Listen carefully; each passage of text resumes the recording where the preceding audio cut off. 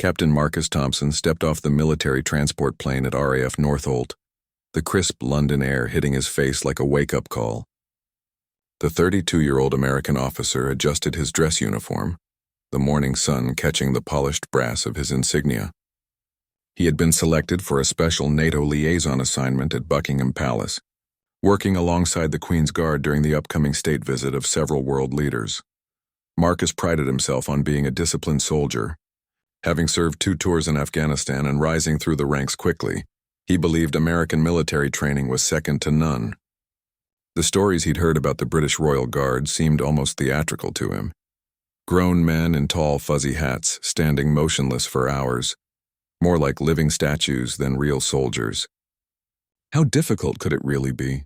As his taxi wound through the bustling streets of London, Marcus gazed out at the city's blend of ancient and modern architecture. His assignment was straightforward: observe and coordinate security protocols between American and British forces for the state visit. But deep down, he harbored a secret curiosity about these famous guards. Were they really as disciplined as the legends suggested? Or was it all just pageantry for tourists? The taxi pulled up to the imposing gates of Buckingham Palace. Even Marcus, who had seen his share of impressive military installations, felt a flutter of awe at the grandeur before him.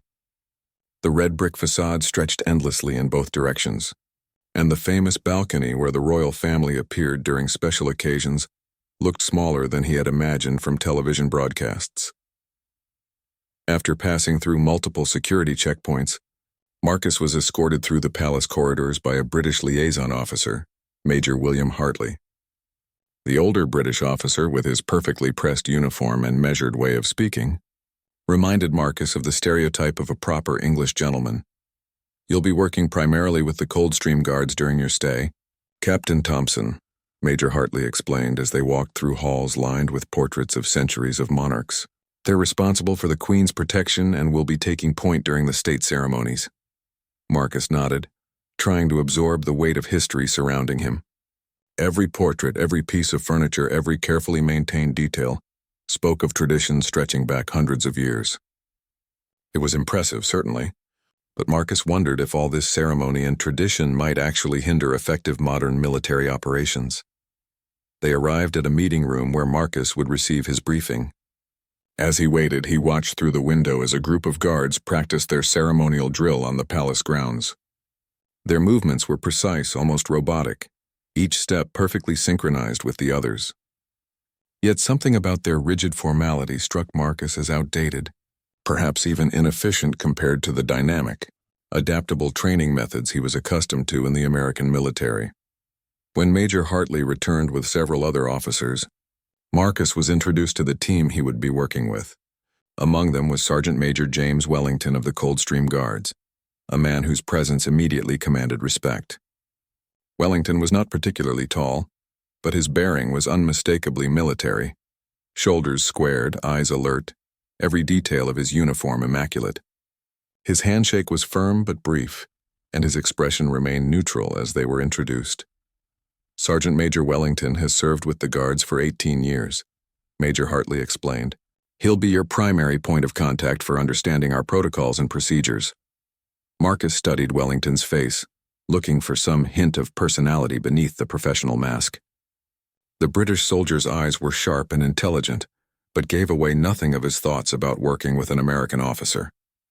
Marcus had encountered this type before: career military men so steeped in tradition and hierarchy that they struggled to adapt to new ideas or methods. During the initial briefing, Marcus learned about the complex security arrangements for the upcoming state visit. The level of detail was impressive, with contingency plans for contingency plans. But Marcus couldn't help thinking that some of the procedures seemed unnecessarily complicated. In his experience, the best military operations were elegant in their simplicity, not bogged down by centuries of tradition.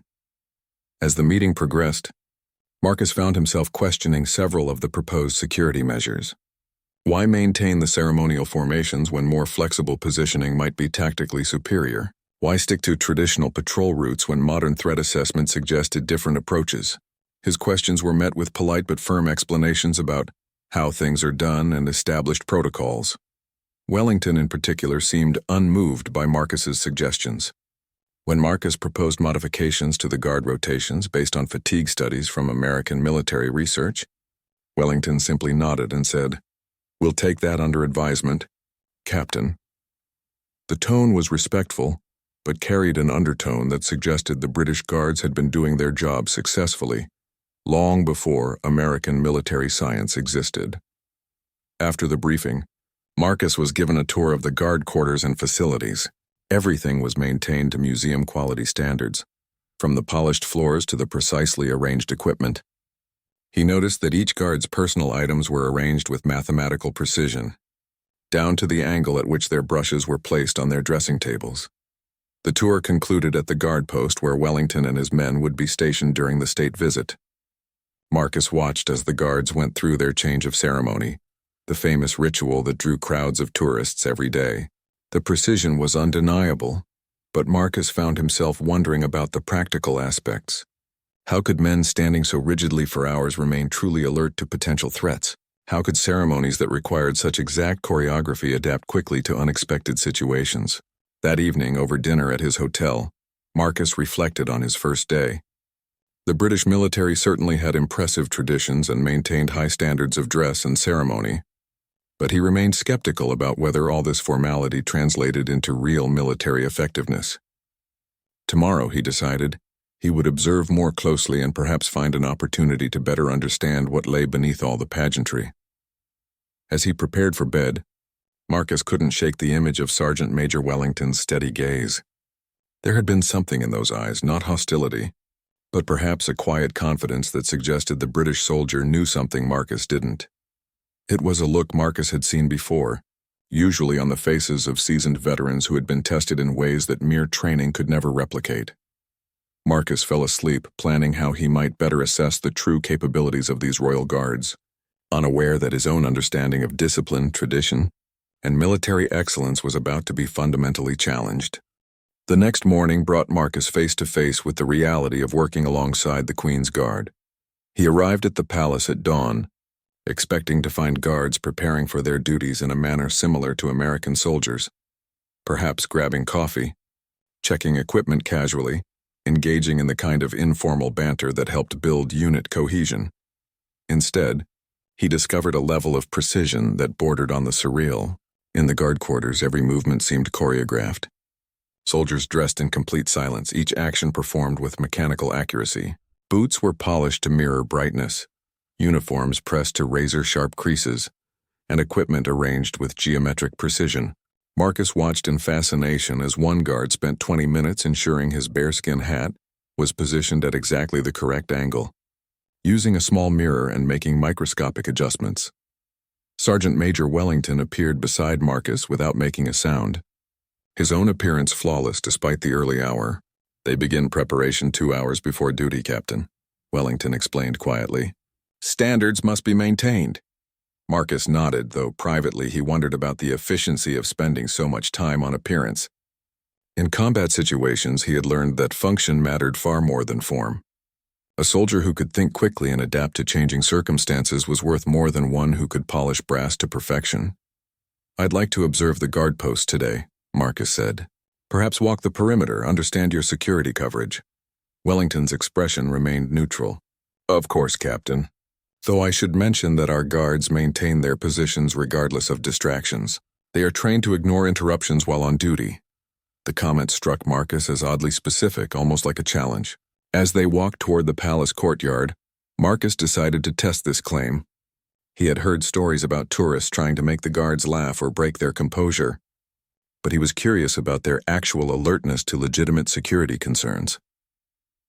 The morning ceremony began with the precision Marcus had observed the day before. Guards marched in perfect formation, their boots striking the ground in unison, creating a rhythmic drumbeat that echoed off the palace walls. Marcus positioned himself where he could observe both the ceremony and the reaction of the crowds that had gathered to watch. As the guards took their positions at various posts around the palace grounds, Marcus began his informal test. He started subtly, positioning himself in different locations to see if the guards tracked his movement. Their eyes remained fixed, straight ahead.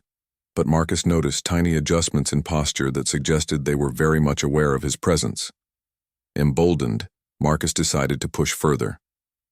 He approached one of the guard posts where a young soldier stood at attention, his tall bearskin hat adding to his imposing height. Marcus began asking questions about the palace architecture, speaking loudly enough that the guard could clearly hear him. The soldier remained motionless, his expression unchanged, as if Marcus didn't exist. "Impressive discipline," Marcus commented to Wellington, who had been watching from a distance. "But I wonder about their situational awareness. In my experience, a truly alert soldier maintains awareness of his environment while following orders." Wellington's eyes showed the slightest flicker of interest. "Is that so, Captain?" Marcus spent the next hour conducting what he privately thought of as field tests. He dropped his folder near one guard post, creating a sudden noise. The guard's eyes didn't move, but Marcus noticed the almost imperceptible tensing of muscles that suggested the soldier had registered and assessed the sound. He walked behind another guard, deliberately scuffing his feet.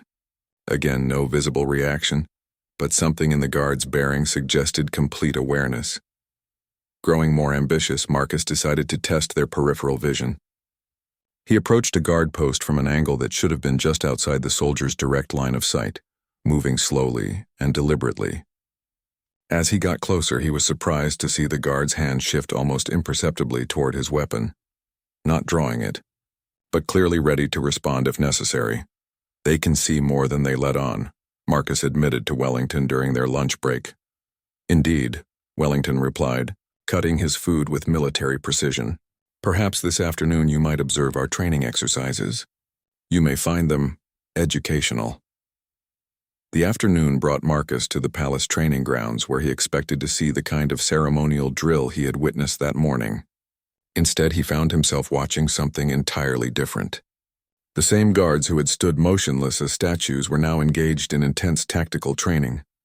They moved through urban combat scenarios with fluid precision, their movements economical and deadly effective. Marcus watched in growing amazement as the guards navigated obstacle courses designed to simulate palace security scenarios.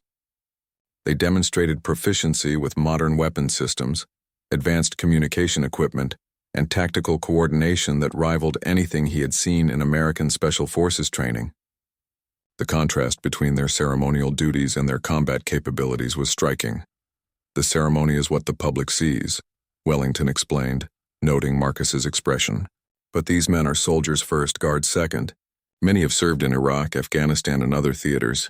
The discipline you observed this morning, the ability to remain focused despite distractions, that comes from training that goes far deeper than parade ground drill." One exercise particularly caught Marcus's attention. Guards were required to maintain their ceremonial positions while responding to simulated security threats. They had to assess dangers, communicate with team members, and coordinate responses without breaking their public facade. It was like watching actors perform while simultaneously running military operations. During a brief break in training, Marcus approached one of the younger guards he had tested that morning. Private Davies, barely 22 years old, had stood motionless for 2 hours while Marcus had tried various methods to distract him. "I have to ask," Marcus said. "This morning when I was walking around your post asking questions, making noise, what was going through your mind?" Davies smiled for the first time Marcus had seen. "Well, sir, I knew you were testing us. Word gets around pretty quickly when a visiting officer starts conducting experiments. I was tracking your position the whole time, noting your behavior patterns, assessing whether you might represent any kind of threat." Marcus felt a flush of embarrassment. "You knew what I was doing?" "From the moment you started, sir. Part of our training is to identify different types of threats and distractions. Tourists trying to get a reaction, photographers looking for unusual shots, potential security risks conducting surveillance. You fitted the profile of someone testing our discipline, so we responded accordingly." The revelation hit Marcus like a physical blow. Not only had his tests been obvious to the guards, but they had been categorized, analyzed, and responded to according to established protocols. He had thought he was conducting a sophisticated evaluation of their awareness and discipline. Instead, he had been following a script they knew by heart. Wellington approached as Davies returned to training. "Learning experience, Captain?" Marcus nodded, his respect for the guards growing considerably. "I underestimated them. I thought the ceremony was just for show, that all the tradition might actually hinder their effectiveness.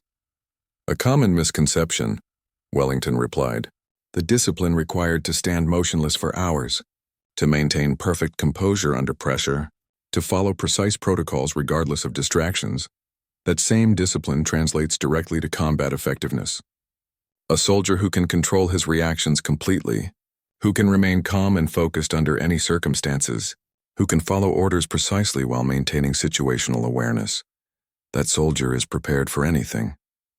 As the afternoon training continued, Marcus began to understand that he had been looking at the situation backwards. He had seen the ceremony and tradition as obstacles to modern military efficiency. Instead, they were training tools, methods for developing the kind of mental discipline and emotional control that made these guards exceptionally effective soldiers. The revelation was humbling, and Marcus realized that his own understanding of military discipline, which he had thought quite sophisticated, was perhaps more limited than he had believed. The following day, Marcus decided to approach his assignment with a completely different mindset. Instead of looking for flaws in the British system, he would genuinely try to understand what made these guards so effective.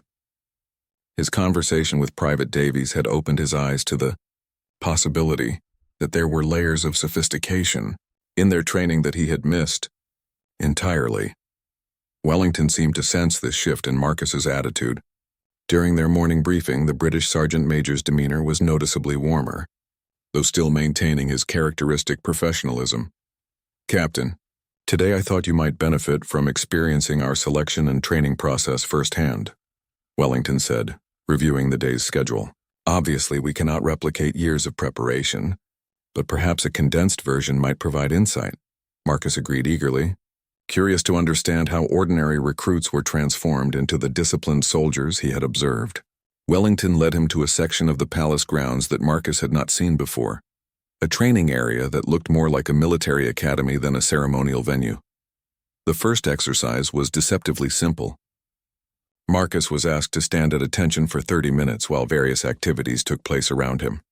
Construction noise from nearby renovations, tourists walking past and commenting loudly, even a brief rain shower that began without warning.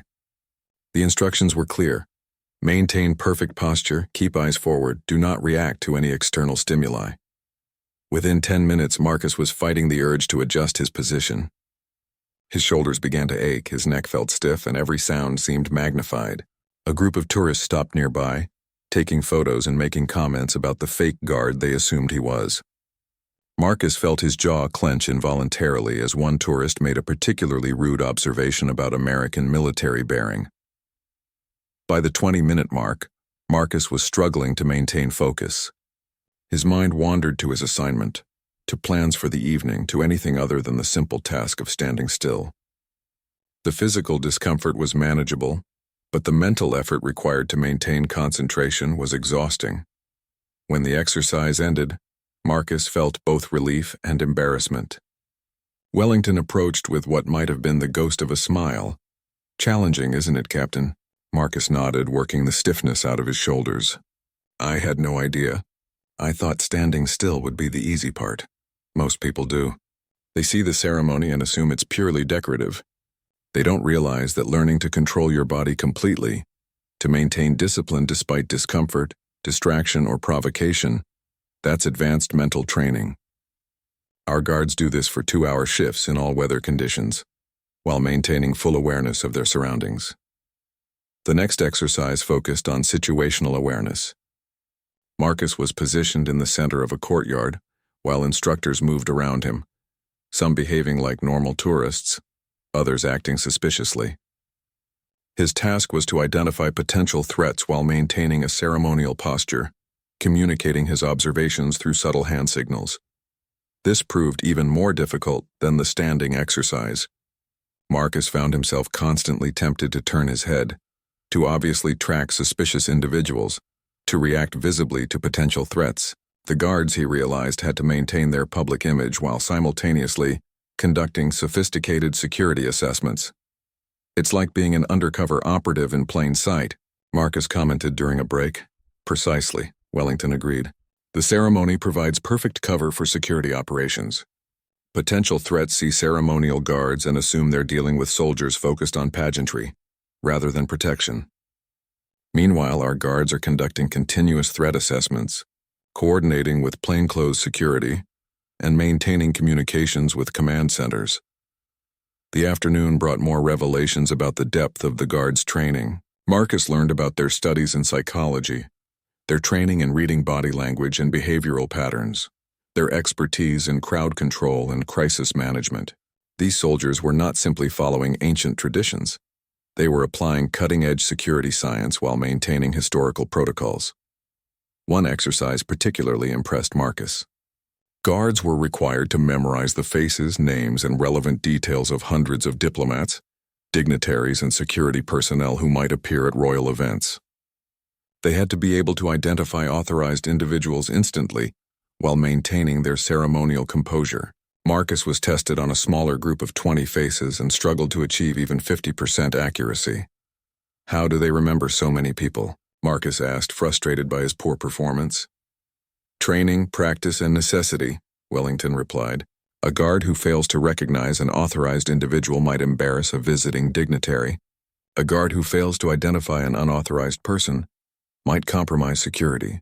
The consequences of failure are significant, so they develop the necessary skills."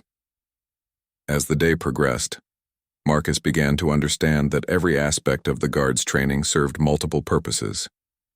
The physical discipline required for ceremonial duties developed the mental toughness needed for combat situations. The attention to detail demanded by uniform standards translated into meticulous preparation for security operations. The ability to follow complex protocols precisely while under public scrutiny prepared them for high-pressure tactical situations. During the evening briefing, Marcus found himself asking different questions than he had at the beginning of his assignment. Instead of challenging the British methods, he was trying to understand how they might be adapted or incorporated into American training programs. "I have to admit, Sergeant Major, I came here thinking I might learn a few ceremonial protocols to help with the coordination," Marcus said. "Instead, I'm discovering training methodologies that could benefit our entire military structure." Wellington nodded thoughtfully. Different armies develop different strengths based on their history and requirements. American forces excel at rapid deployment, technological integration, and adaptive tactics. British forces have traditionally emphasized discipline, precision, and the ability to maintain standards under pressure. Both approaches have their merits. But there's something about the way your guards integrate tradition with modern capabilities that's particularly effective, Marcus observed. "It's like they're drawing strength from centuries of military heritage while remaining completely current in their tactical skills." "Tradition provides continuity and identity," Wellington explained. "When a young soldier puts on the uniform of a regiment that has served for 300 years, he becomes part of something larger than himself." The standards he maintains were maintained by soldiers who faced Napoleon, who fought in the world wars, who served in every conflict Britain has encountered. That connection gives purpose and meaning to even the smallest details of military life. Marcus spent that evening reflecting on the day's experiences. His initial skepticism about British military methods had been replaced by genuine admiration. But more than that, he was beginning to question some of his own assumptions about military effectiveness. The American emphasis on individual initiative and adaptive thinking was valuable, but perhaps it had come at the cost of some traditional military virtues. He thought about the guards he had observed, standing motionless for hours while maintaining perfect awareness of their surroundings. There was something almost meditative about their discipline, a level of self-control that went far beyond simple obedience to orders. It was a kind of mental toughness that Marcus realized might be exactly what modern soldiers needed to deal with the psychological pressures of contemporary warfare. As he prepared for bed, Marcus found himself looking forward to the next day's training, with anticipation rather than skepticism. He was beginning to understand that his assignment at Buckingham Palace was offering him an education in aspects of military science that he had never considered before. Marcus's fourth day at Buckingham Palace began with an unexpected announcement. Wellington informed him that he would have the opportunity to observe the guards during an actual security incident. A suspicious package had been reported near one of the palace gates, and the response would provide a real-world demonstration of how ceremonial duties integrated with active security operations. As Marcus watched from a designated observation point, he witnessed something remarkable. The guards who had been standing at their ceremonial posts moments before transformed seamlessly into a coordinated security team. Yet to casual observers, nothing appeared to have changed. The guards maintained their positions, their ceremonial bearing unchanged, while simultaneously implementing complex security protocols. Through subtle hand signals and predetermined movements, the guards communicated the location and nature of the threat. Backup personnel materialized from seemingly nowhere, dressed as palace staff and tourists. The suspicious package was isolated and examined by bomb disposal experts who appeared to be maintenance workers. Throughout the entire operation, which lasted nearly an hour, the public ceremony continued without interruption. How do they do that? Marcus asked Wellington, amazed by what he had witnessed. Years of training in what we call invisible operations. Wellington replied, the public sees continuity and tradition. We see coordinated tactical response. Both perceptions are accurate. Marcus was beginning to realize that his entire understanding of military operations had been limited by his focus on obvious, dramatic action.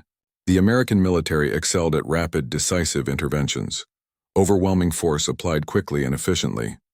The British Guards operated on a different principle entirely, achieving their objectives through subtlety and coordination that was invisible.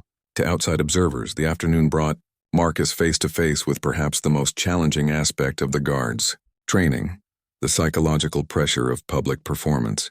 Wellington arranged for Marcus to stand guard duty during the changing of the guard ceremony, positioned where he would be surrounded by hundreds of tourists, photographers, and curious onlookers.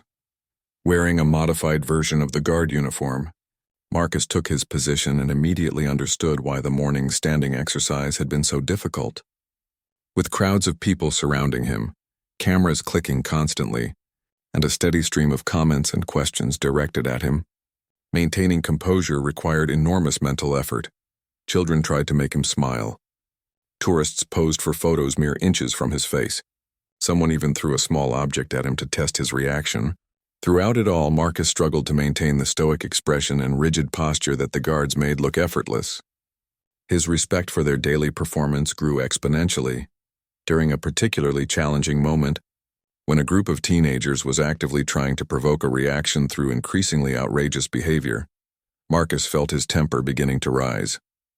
The training kicked in, and he focused on the breathing techniques Wellington had taught him that morning. Slowly, his anger subsided, replaced by the kind of detached awareness that allowed him to assess the situation objectively. When his duty shift ended, Marcus felt emotionally drained in a way that combat operations had never affected him. The constant requirement to maintain perfect self-control while under intense scrutiny was exhausting. It's like being on stage 24 hours a day, Marcus commented to Private Davies, who had been observing his performance.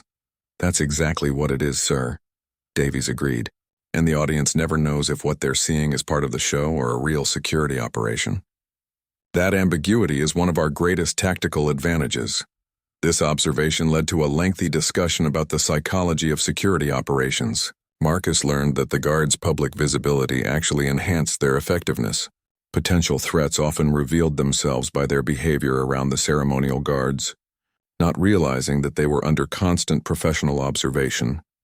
Wellington introduced Marcus to the palace's security center, where he discovered another layer of the operation he had not previously understood. The ceremonial guards were just the visible component of a sophisticated security network that included plainclothes officers, electronic surveillance systems, and rapid response teams. The guards served as both active security personnel and as focal points that helped coordinate the activities of the entire security apparatus. Every tourist who tries to make a guard laugh, every photographer who gets too close, every individual who behaves unusually around the palace, all of that behavior is observed, assessed, and filed, Wellington explained as they watched monitors showing feeds from dozens of security cameras. The guards' presence encourages people to reveal their intentions. Marcus studied the monitors, watching tourists interact with the guards he had come to know over the past few days. From this perspective, he could see behavior patterns that would be invisible at ground level. Certain individuals moved differently, positioned themselves strategically, or showed more interest in security procedures than in the ceremony itself. It's like they're conducting counterintelligence operations in plain sight, Marcus observed. Precisely, and because the public sees them as decorative rather than functional, potential threats often behave more naturally around them than they would around, obviously active security personnel. The day's final lesson involved Marcus in a simulation exercise designed to test his ability to integrate ceremonial duties with active security responsibilities. He was positioned at a guard post while actors playing various roles, tourists, diplomats, journalists, and potential threats, moved through the area. His job was to maintain his ceremonial posture while identifying and responding to security concerns. The exercise proved incredibly difficult. Marcus found himself constantly torn between his security responsibilities and his ceremonial duties. When he focused too heavily on potential threats, his ceremonial posture suffered. When he concentrated on maintaining proper form, he missed important security indicators. The guards who participated in the exercise moved through these competing demands effortlessly, somehow managing to fulfill both functions simultaneously. Their ability to compartmentalize different aspects of their responsibilities while maintaining perfect coordination with other team members was something Marcus had never encountered in his military experience. How long does it take to develop this level of skill? Marcus asked Wellington after the exercise concluded.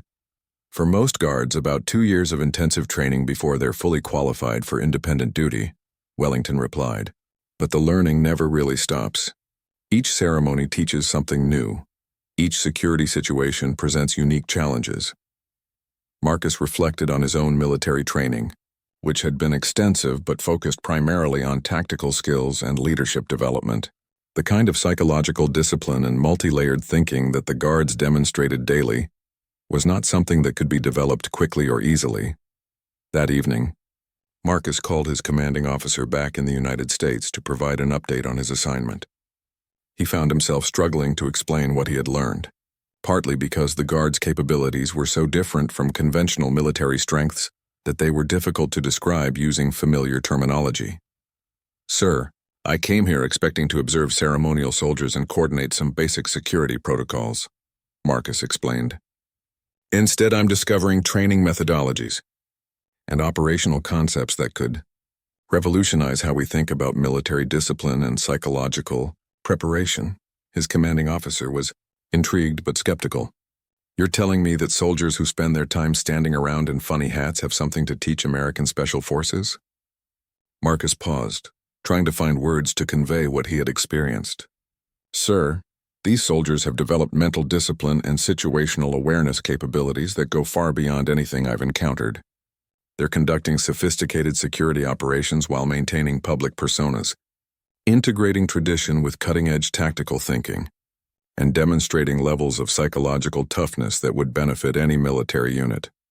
The conversation continued for nearly an hour, with Marcus trying to articulate concepts that were difficult to explain to someone who had not witnessed the guards in action.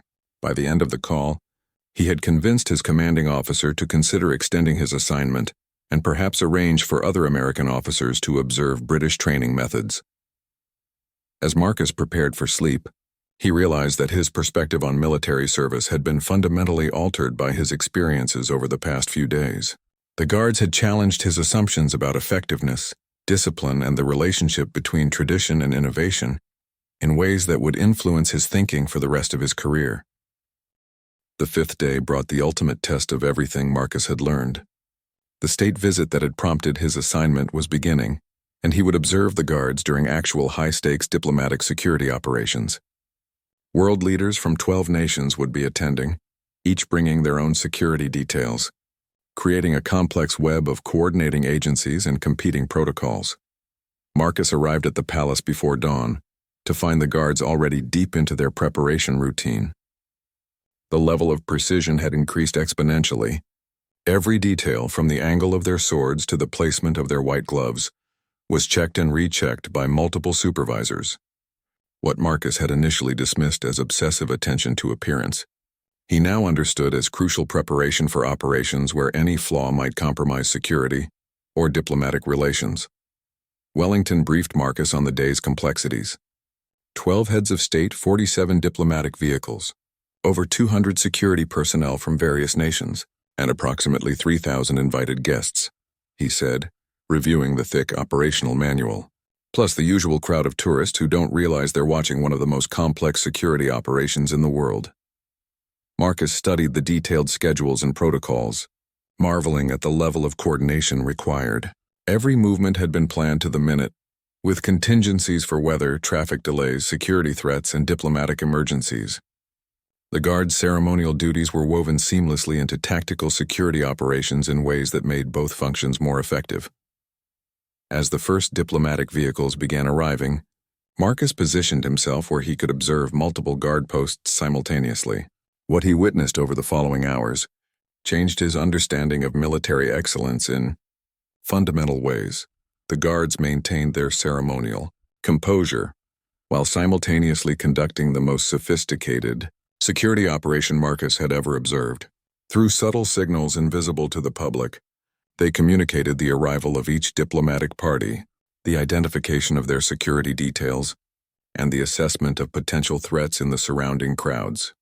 When the President of France arrived 15 minutes ahead of schedule, potentially disrupting the carefully planned sequence of events, Marcus watched the guards adapt seamlessly. Through hand signals so subtle they appeared to be part of their ceremonial movements, they communicated the change to security teams positioned throughout the palace grounds. The schedule was adjusted. Other diplomatic arrivals were delayed by precisely calculated amounts, and the ceremony proceeded as if nothing had changed. How did they coordinate that so quickly? Marcus asked Wellington during a brief lull between arrivals. Every guard knows every protocol, every contingency plan, every possible variation in the schedule, Wellington replied. They train for scenarios like this constantly. When something changes, they don't need to wait for orders from superiors. They know exactly what needs to be done, and they do. This level of preparation and tactical flexibility impressed Marcus more than any military operation he had previously witnessed. The guards were not simply following orders.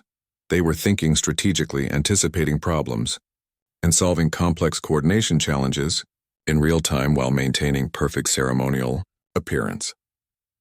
The most challenging moment came when a suspicious individual was spotted in the crowd during the arrival of the German Chancellor. Marcus watched as the guards implemented a response that was both invisible to the public and devastatingly effective. Without breaking their ceremonial formation or alerting the crowd to any problem, they isolated the suspicious individual, had him quietly removed by plainclothes officers, and continued the ceremony without the slightest interruption. The coordination required for this operation involved guard personnel, plainclothes security, police units, and diplomatic protection officers from multiple countries. Yet to the thousands of spectators and millions of television viewers, nothing appeared to happen beyond the normal pageantry of a state ceremony. Marcus realized he was witnessing military professionalism at a level he had never imagined possible. These guards were not simply disciplined soldiers. They were tactical artists, capable of conducting complex operations while maintaining perfect public facades. During the state banquet that evening, Marcus observed the guards from yet another perspective. Their duties extended beyond external security to include protocol enforcement, crowd management, and coordination with catering staff, diplomatic personnel, and media representatives. They had to be simultaneously invisible and omnipresent, maintaining security while ensuring that diplomatic protocol was followed perfectly. One incident particularly demonstrated their capabilities. A junior diplomat from one delegation attempted to enter a restricted area, either through confusion about the palace layout or deliberate testing of security measures. The nearest guard, a young soldier Marcus recognized from his training exercises, handled the situation with perfect diplomatic tact while maintaining absolute security standards. The guard approached the diplomat with respectful formality, explained the restriction politely but firmly, and guided him to the appropriate area without creating any embarrassment or diplomatic friction. The entire interaction was conducted in 3 languages, with perfect attention to diplomatic protocol and cultural sensitivity. Where did he learn to handle diplomatic situations like that? Marcus asked Wellington, who had observed the incident. Cultural training is part of our standard preparation, Wellington explained. Our guards regularly interact with diplomats, dignitaries, and foreign security personnel. They must understand protocol, cultural sensitivities, and international law. A guard who creates a diplomatic incident through ignorance or insensitivity can damage relationships between nations. As the evening progressed, Marcus found himself cataloging the various skills and capabilities he had observed in the guards over the past 5 days. They were simultaneously ceremonial performers, security professionals, diplomatic facilitators, crowd control experts, tactical coordinators, cultural ambassadors, and psychological warfare specialists. The breadth of their training and the depth of their capabilities exceeded anything he had encountered in his military career. The most profound moment came near the end of the banquet, when Marcus overheard a conversation between 2 visiting security chiefs from different nations. They were discussing the effectiveness of British security arrangements, praising not just the technical aspects of the operation but the psychological impact of the guards' presence. "There's something about those guards," one security chief commented. "They create an atmosphere of absolute control without appearing threatening. Potential troublemakers seem to moderate their behavior automatically when they're around." Marcus realized this observation captured something essential about what he had learned. The guards' discipline was not just personal, it was infectious. Their presence elevated the behavior and performance of everyone around them, creating an environment where excellence became the expected standard. During the final ceremony of the evening, as world leaders departed and the complex security operation wound down, Marcus watched the guards maintain their standards with the same precision they had shown at the beginning of the day. Despite 12 hours of intense pressure and constant vigilance, their bearing remained perfect, their alertness undiminished. This stamina, both physical and mental, represented another dimension of their training that Marcus had underestimated. The guards were not just disciplined for short periods during ceremonies, they maintained peak performance throughout marathon operations that would exhaust most soldiers. As the last diplomatic vehicle disappeared into the London night, Wellington approached Marcus for a final debrief of the day's operations. "Observations, Captain?" Marcus paused, trying to organize thoughts that had been building throughout the day. "I came here thinking I understood military discipline," he said finally. "I thought discipline meant following orders quickly and efficiently. What I've seen here is something entirely different. Discipline is a form of excellence that encompasses every aspect of military service." Wellington nodded thoughtfully. "Discipline, properly understood, is not about suppression of individual initiative. It's about developing the personal strength and professional competence to perform at the highest level, regardless of circumstances. The guards I've observed aren't just following rules," Marcus continued. "They're embodying principles. The precision, the attention to detail, the situational awareness, these aren't imposed from outside. They come from an internalized commitment to excellence that transforms everything they do. That transformation is what we hope to achieve through our training," Wellington agreed. "When a soldier truly embraces military discipline, it becomes a tool for personal growth rather than a constraint on personal freedom." Marcus spent the remainder of the evening reflecting on this concept. His American military training had emphasized individual achievement, competitive excellence, and rapid adaptation to changing circumstances. These were valuable qualities, but he was beginning to see that they might be enhanced by the kind of fundamental discipline that the British Guards had developed. The discipline he had observed was not about blind obedience. Marcus's final day at Buckingham Palace began with a personal challenge he had not expected.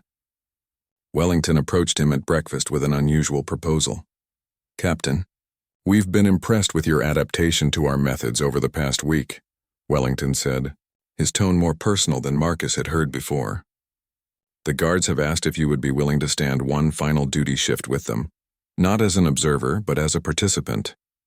The request was both honor and test.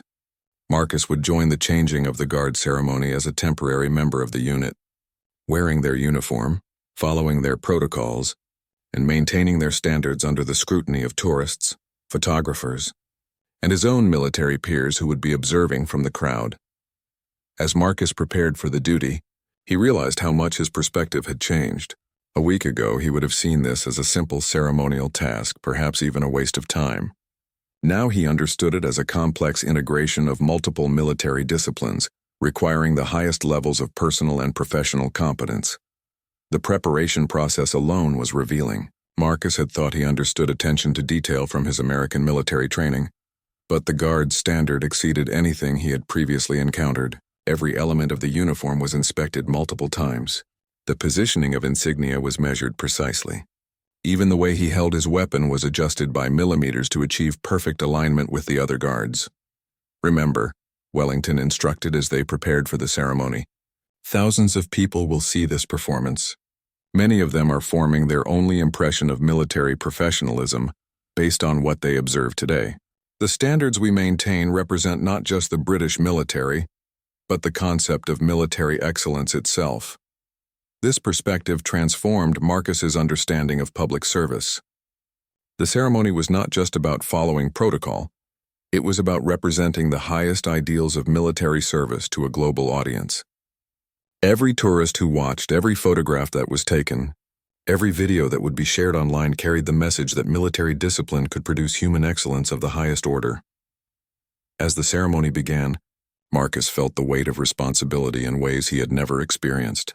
Standing among the guards, moving in perfect synchronization with their formations, he was acutely aware that any mistake on his part would reflect not just on himself, but on the entire unit and the traditions they represented. The precision required was extraordinary. Every step had to be exactly the right length, every movement perfectly timed with the others, every aspect of bearing maintained despite the distractions of crowds, cameras, and the natural human tendency to become self-conscious under intense scrutiny. During the ceremony, Marcus experienced something unexpected, a profound sense of connection to the other guards and to the traditions they were maintaining. Moving in perfect harmony with soldiers who had dedicated themselves completely to their craft, created a feeling of unity and purpose that was unlike anything in his previous military experience. When a group of tourists began making loud, disparaging comments about military ceremony being a waste of taxpayer money, Marcus felt his anger begin to rise. Then he remembered his training, controlled his emotional response, and maintained perfect composure while internally assessing whether the individuals might represent any security concern.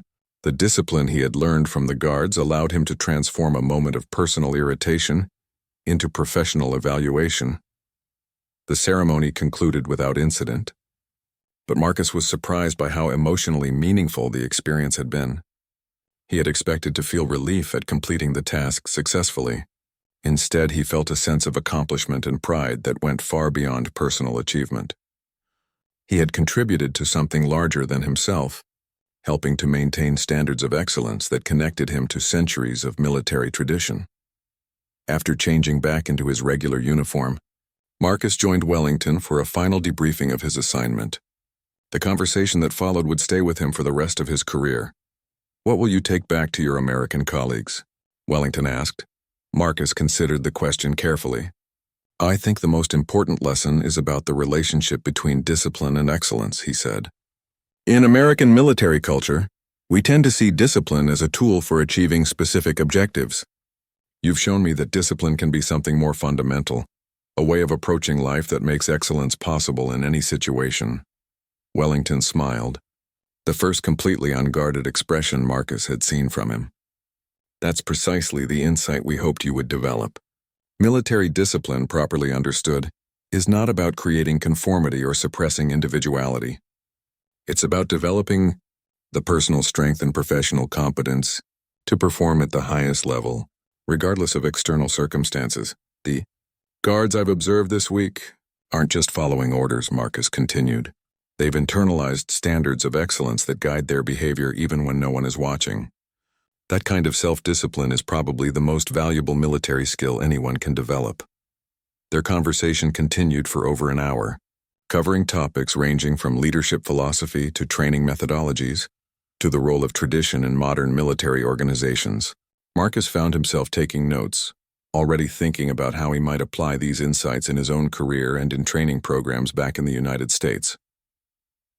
As their discussion wound down, Wellington made a final observation that crystallized everything Marcus had learned during his assignment.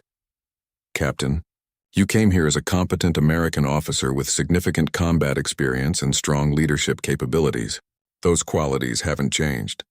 But I believe you're leaving as something more, a soldier who understands that true military excellence is about character development, as much as tactical proficiency. The comment resonated deeply with Marcus. He realized that his week with the Royal Guards had not just taught him about different military methods.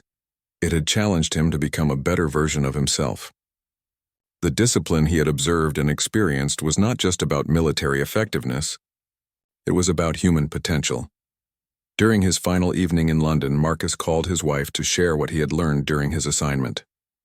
As he tried to explain the transformation in his thinking, he realized that the changes went beyond his professional life. The discipline I've seen here isn't just about being a better soldier, he told her. It's about developing the kind of personal strength and commitment to excellence that makes everything better. Family relationships, professional responsibilities, personal growth. His wife listened thoughtfully as Marcus described his experiences, noting the enthusiasm and depth of reflection in his voice. "It sounds like this assignment has been more meaningful than you expected," she observed. "Much more," Marcus agreed. "I thought I was coming here to observe some ceremonial procedures and coordinate security protocols. Instead, I've discovered principles that I think will influence how I approach everything for the rest of my life." The next morning, as Marcus prepared to depart for the airport, he took one final walk through the palace grounds where he had spent the most educational week of his military career, watching the guards begin another day of ceremonial duties that he now knew were far more complex and demanding than they appeared. Marcus felt a deep sense of gratitude for the lessons he had learned. Sergeant Major Wellington appeared beside him for a final farewell.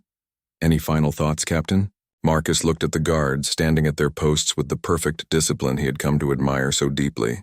"I came here thinking I might learn something about British military methods," he said. "Instead, I've learned something about what military service can represent at its highest level. That's a lesson I'll carry with me for the rest of my career." Wellington extended his hand for a final handshake. Perhaps that's the most important lesson of all. That military discipline, properly understood, is not about limitation, but about the development of unlimited personal potential. As Marcus's taxi pulled away from Buckingham Palace, he was already planning how he would share these insights with his colleagues back home. He had come to London as a skeptical observer of British military tradition. He was returning as an advocate for a deeper understanding of what military excellence could represent. The Royal Guards had taught him that discipline was not about following orders blindly, but about developing the personal strength to maintain the highest standards under any circumstances. It was a lesson that would transform not just his military career, but his entire approach to life.